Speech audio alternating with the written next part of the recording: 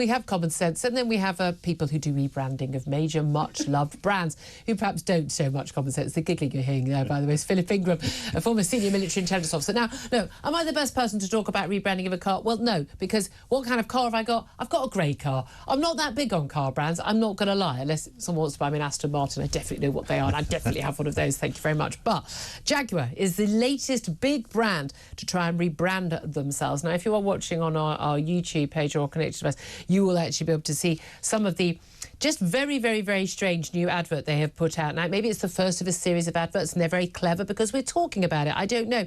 But there's no car in this advert. They've rebranded their logo of, Jaguar cat, obviously, but also they've got a whole load of just androgynous, strange-looking models, sort of futuristic models with rather weird, silly outfits. It's a bit 80s, I thought, frankly. And they've got slogans saying things like, live vivid, delete ordinary, copy nothing. I don't know what this has got to do with a car, particularly an older car brand, but perhaps they're trying to make it look more modern. Is this going to appeal, or is this going to be yet another case of go woke, go broke? Well, let's talk about this with Connor Tomlinson. He's a commentator and host of the brilliant Lotus Eaters Podcast. Good afternoon to you, Connor. Oh, I can't hear you. Hello, have you got your mute button on? We can't hear you. I think we've got you. Suddenly something happened and we've got you now. Connor, thank you. Thank you to production. So is this going to be a case of go woke, go broke, or is there a point? What do you think of the rebrand? Well, I think as far as the point goes, we're all collectively scratching our heads as to what a bunch of black transsexuals living on Mars and dressed like characters from the Hunger Games have to do with a classic car. I think were John Prescott still around, per your last segment, he would be a great person to ask on this, because funnily enough, the sorts of people that buy and own Jaguars and clean them up and boast about them are men like John Prescott and not the androgynous models featured in this video. But I think we can find the reason for this in an awards speech at some sort of Virgin Media Awards ceremony given by the guy who cooked it up about a year or so ago.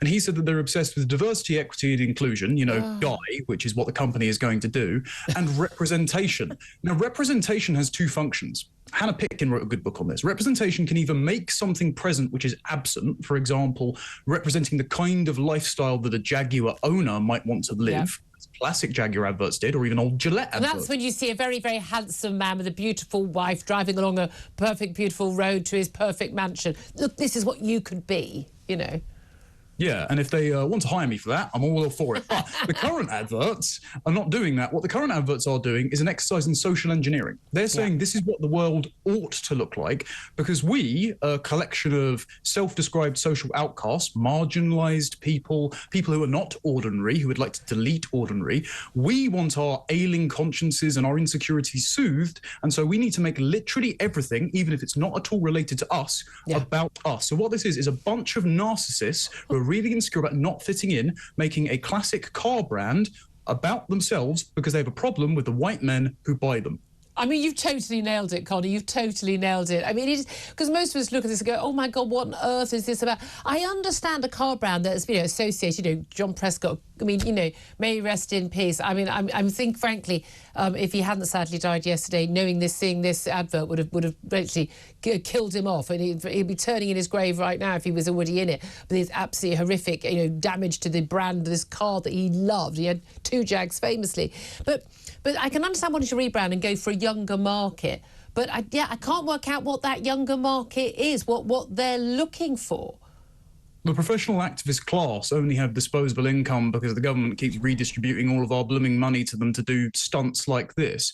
But also, if they're going to go for a younger market, I don't know that many young people, especially young professionals in the city, that are driving anyway, because all of the roads seem to be blocked off under some net zero scheme. And I don't think Jaguar's actual customer base is as diverse as their adverts are, just because, funnily enough, different products appeal to different people. And what you end up getting for all these diversity requirements, as everyone who tunes into TV in the afternoons will know, is every advert looking exactly the same. Yep. Every advert has some sort of androgynous mixed race couple in it, which, fine, do that if you want, but it's just not representative of the public as a whole. And so that's why successful boycotts against the likes of Bud Light and Target worked, and that's why the American public have rejected this sort of nonsense, either at the ballot box or with their bank accounts. Yeah, absolutely. Do you think this is going to be a case of go woke, go broke, and actually it's going to put off all the people who were buying Jags, and it's not going to appeal to anyone who might buy a Jag, and frankly, it'll ruin the car?